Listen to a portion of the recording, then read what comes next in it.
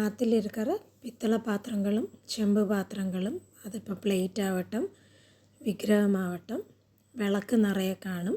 ഇപ്പോൾ കാർത്തികയെല്ലാം വരുമ്പോൾ നമുക്കந்த விளக்குகளெல்லாம் എളുപ്പം எப்படி புதுப்பிக்கிறதுன்னு ആക്കും ഇன்றைக்கி കാണിக்கிறேன். அதுக்கு ஆற்றுல இருக்கிற 2-3 ഇൻഗ്രീഡിയൻസ് പോരും. அதுக்கு വേണ്ടി ഒരു 3 ലിറ്റർ വെള്ളം, അതിലൊരു 3 ടേബിൾ സ്പൂൺ സിട്രിക് ആസിഡ് ഇല്ലാതെ ലെമൺ സോൾട്ട്. കടയിൽ നമുക്ക് എളുപ്പം കിടക്കും. ഇത് മാത്രം വാങ്ങിനാൽ പോരും. ബാക്കി രണ്ടും നമുക്ക് എല്ലാവരുടെയും ആറ്റിലിരിക്കും. അതോടെ കൂട്ടത്തിൽ ഒരു 5 ടേബിൾ സ്പൂൺ ഉപ്പ്, കൂടെ ഒരു 1.5 ടേബിൾ സ്പൂൺ നമ്മൾ പാത്രം തേക്കപ്പെട്ട ലിക്വിഡ്. ഇത് മൂന്നും വേണം. ഇതിപ്പോൾ എങ്കിட்ட இங்கே மஸ்கட்டில் ரொம்ப சின்ன விளக்குகளுதானுള്ളത്. பெரிய விளக்குகளெல்லாம் ஊர்லேயாக்கி இருக்குது. அந்த சின்ன விளக்குகளுக்கு ഇത്രയും വെള്ളം പോരും. പെരിയ വിളക്കാക്കുമാനാ ഇതോட റേഷ്യോ കൂട്ടിനാൽ പോരും. പെരിയ ബക്കറ്റിൽ ഇതേപോലെ കലക്കിയിട്ട് വിളക്കുകൾ അതിൽ മുക്കി വെച്ചാൽ പോരും. ഇതുപോലെ നമുക്കിത് തേക്കവോ ഒന്നും വേണ്ട, ജസ്റ്റ് മുക്കിനാൽ മാത്രം പോരും. നമുക്കത് ഒരു സെക്കൻഡിലേ അതോടെ എന്താ ഡിഫറൻസ്, കളർ ഡിഫറൻസ് ഇതാ ഇപ്പോൾ എന്താ കോപ്പർ കിണ്ണമാക്കും അതിൽ നമുക്ക് കാണപ്പെട്ടതുണ്ട്. இந்த എളുപ്പം കാണുறதுக்காக இந்த തട്ടം എടുക്കറേൻ. അതോടെ പകുതി പോർഷൻ ജസ്റ്റ് ഒന്നൊരു 10 സെക്കൻഡ് മുക്കി വെക്കറേൻ. അപ്പം തന്നെ എന്താ കളറ് നന്നാം തിളങ്കറവ് പോലെ വറുത് ഒരു 15 മിനിറ്റ് നമുക്കിതിൽ ഉമിഴ്ത്തി വെച്ചിട്ടാൽ പോരും.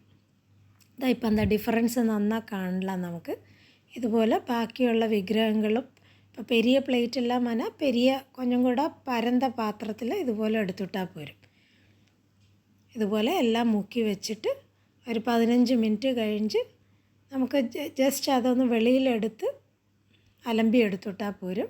നമുക്കിത് തേക്കോ ഒന്നും വേണ്ട, എളുപ്പം നമുക്ക് പോളിഷ് ചെയ്ത് എടുക്കുകയും ചെയ്യலாம். എങ്ങോട്ട് ഒരു തട്ടവും ഇരിക്ക്. അതിലെന്താ ഗണപതി കൊഞ്ചം കളർ ഫെയ്ഡാக இருக்குது. അതും കൂടെ കറക്റ്റാக എപ്പിടിയാക്കും. ഇതിൽ തട്ടമാനാണ് ഇതിപ്പോൾ ചിന്ന തട്ടം ആയതുകൊണ്ട് இந்த പാത്രത്തിൽ കൊള്ളാറത്.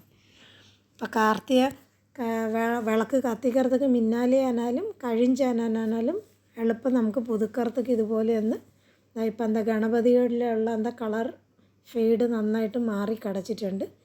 പാത്രങ്ങൾ ഇതുപോലെ എന്നെ ഷൈനിങ് ആയിരിക്കുന്നത് നമുക്ക് കാണപ്പെട്ടത്.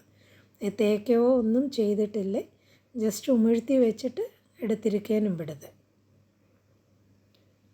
ഇതുപോലെ നമുക്ക് എളുപ്പം പോളിഷ് ചെയ്ത് എടുക്കുകയും ചെയ്യலாம். നിറയെ പിച്ചള പാത്രങ്ങളും ഓരോരോ വിശേഷങ്ങൾക്ക് നമുക്ക് നിറയെ ഇരിക്കും. അത് എളുപ്പം ഇതുപോലെ നമുക്ക് പോളിഷ് ചെയ്ത് വിശേഷത്തൊക്കെ പിന്നാലെ ഇപ്പം കളറ് പോരലേന്നുണ്ടാകുന്ന അതേ സൊല്യൂഷനെ വെച്ച് ജസ്റ്റ് കൈ വെച്ച് ഇതുപോലെ ഒന്ന് തേച്ച് വിട്ടിട്ടാൽ പോരും. ചില വിഗ്രഹങ്ങളിൽ ഇതുപോലെ നിറയെ ഡിസൈൻ ഉള്ളത് ഇടയിലെല്ലാം കൊഞ്ചം കളറ് കുറഞ്ഞതെന്നുണ്ടാകുന്ന അതായത് ഇതുപോലെ കൈ വെച്ച് ജസ്റ്റ് ഒന്ന് തേച്ച് വിട്ടിട്ടാൽ പോരും.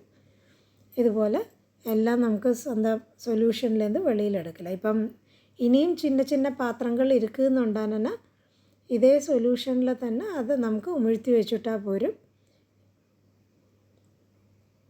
വേറെ സൊല്യൂഷൻ എടുക്കണമെന്നുമില്ല. ഇത് 1-2-3 പ്രാവശ്യം നമുക്ക് ഇതേ സൊല്യൂഷനിൽ പോട്ട് തന്നെ നമുക്ക് എല്ലാ പാത്രങ്ങളും പുതുപ്പിച്ചെടുക്കാൻ പറ്റും.